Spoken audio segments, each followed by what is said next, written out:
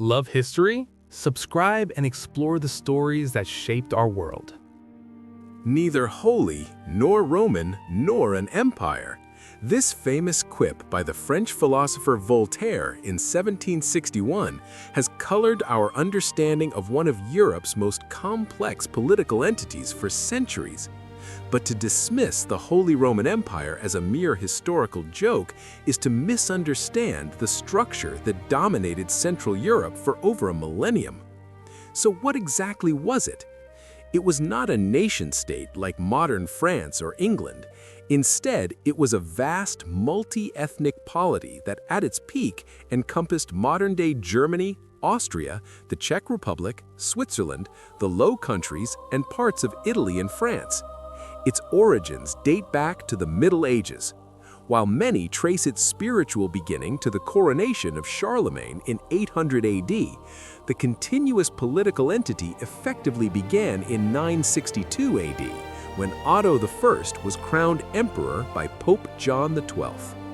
The name itself tells us about its ideology. It was Roman because it claimed to be the legitimate continuation of the ancient Roman Empire, a concept known as translatio imperii.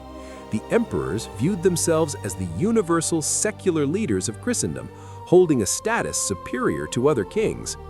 It was holy because this authority was consecrated by the Pope and charged with protecting the Christian Church.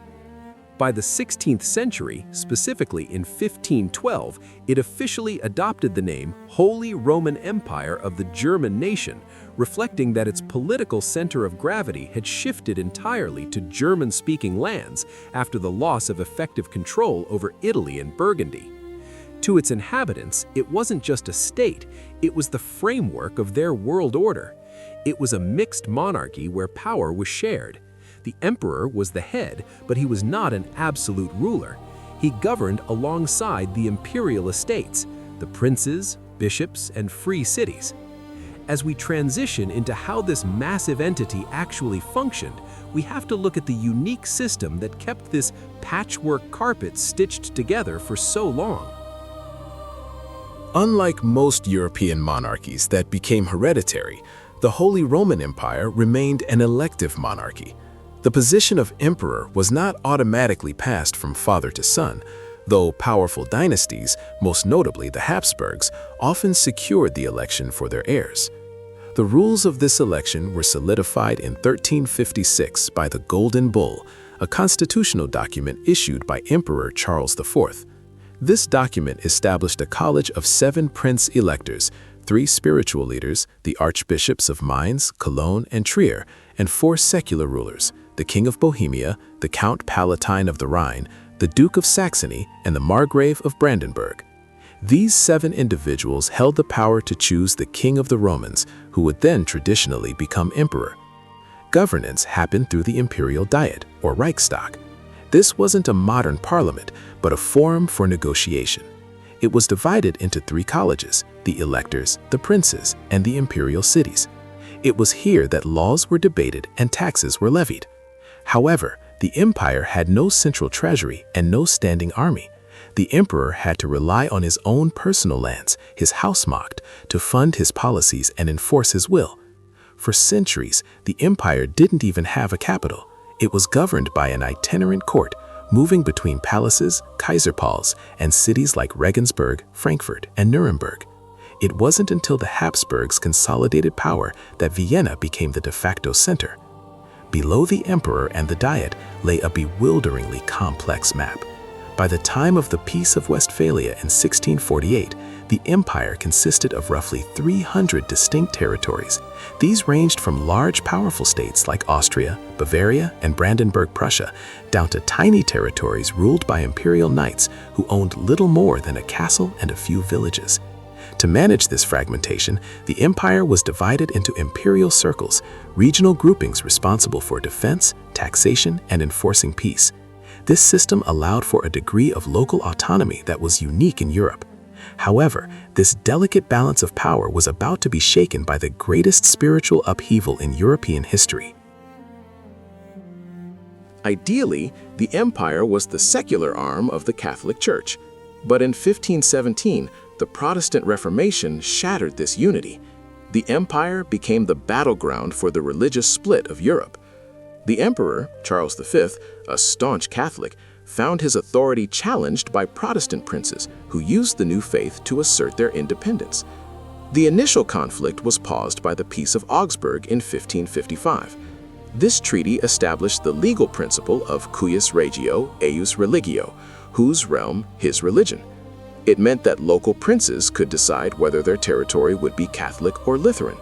This was a revolutionary constitutional compromise, but it had flaws. It excluded Calvinists and deepened the divide between the confessions. By the early 17th century, the constitutional system began to stall. The Habsburg emperors, weakened by internal dynastic quarrels, struggled to maintain authority. Militant Calvinist princes formed the Protestant Union in 1608, and Catholics responded with the Catholic League. The trust required to make the empire's institutions work evaporated. The breaking point came in 1618 with the Defenestration of Prague, sparking the 30 Years' War. What began as a constitutional crisis in Bohemia exploded into a European catastrophe. For 3 decades, foreign powers like Sweden and France used the empire's internal divisions to intervene, devastating the German lands. The war ended with the Peace of Westphalia in 1648. This treaty is often seen as the death knell of the empire, but in reality, it was a massive constitutional reform. It finally recognized Calvinism and gave the imperial estates territorial sovereignty, Landesheit. Crucially, it didn't dissolve the empire. Instead, it secularized politics. Disputes over religion were moved into a legal framework where they could be managed without violence. The empire survived, but the dream of a unified, universal Catholic monarchy was dead. The emperor was now a referee over a collection of semi-sovereign states.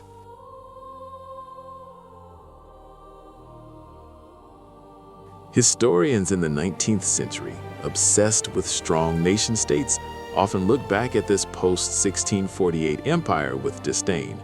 They saw it as a monstrosity or a sick institution, irregular and inefficient. And true, it had glaring weaknesses. The empire could rarely act as a unified force abroad. The rivalry between its 2 largest powers, Austria and Prussia, dominated the 18th century, a conflict known as German dualism. When Prussia invaded the Austrian province of Silesia in 1740, the empire could do little to stop the infighting. However, recent scholarship paints a different picture. The empire wasn't a failed state. It was a successful peacekeeping organization. Its supreme courts, the Reichskammergericht and the Aulic Council, were surprisingly effective at resolving disputes between territories legally rather than militarily. For the smaller states, the little states or Kleinstaaten, the empire was a shield. It protected the rights of weaker princes, cities, and knights against the aggression of larger powers. It fostered a true civilization on a very local level, allowing culture and education to flourish in small cities like Weimar and Heidelberg, distinct from the centralized models of Paris or London. Even the Habsburg emperors, who sometimes neglected imperial duties for their own dynastic interests, maintained the system because it provided prestige and legitimacy. They famously expanded their own power not just through war, but through marriage, following the motto, "Let others wage war, but thou, happy Austria, marry." So, by the late 18th century, the empire was not a corpse. It was a complex, legalistic, defensive union that many of its subjects still valued for the protection and stability it offered. It took an external force of unprecedented power to finally bring it down.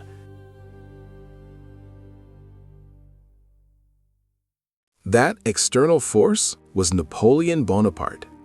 During the French Revolutionary Wars, the empire initially defended itself, but the unity required to defeat the French armies was lacking. The death blow came at the Battle of Austerlitz in December 1805, where Napoleon crushed the Austrian and Russian forces. In the aftermath, Napoleon reorganized the map of Germany. He created the Confederation of the Rhine, a French satellite state, pulling 16 German states out of the empire. Recognizing that the empire was effectively dead and fearing Napoleon might usurp the title for himself, Emperor Francis II took a drastic step. On August 6, 1806, he abdicated and formally dissolved the Holy Roman Empire, releasing all its vassals from their oaths. The reaction was mixed. Goethe notably wrote about a coachman who cared more about an argument over a tip than the news of the empire's end. But for others, it was a catastrophe comparable to the fall of Troy, an apocalyptic end to a 1,000-year order. The people of Vienna were described as horrified. Yet, the ghost of the empire lingered. It had prevented a single German nation-state from forming for centuries, but in doing so, it created a tradition of federalism that defines Germany to this day. The modern German federal states, Länder, and their cultural autonomy are direct descendants of the empire's structure. As historian James Bryce wrote, the empire was the oldest political institution in the world, a bridge connecting the ancient world to the modern. It was an institution of contradictions, chaotic yet legalistic, weak yet enduring. When Francis II laid down the crown in 1806, he didn't just end a political entity, he closed the final chapter on the medieval dream of a universal Christian empire.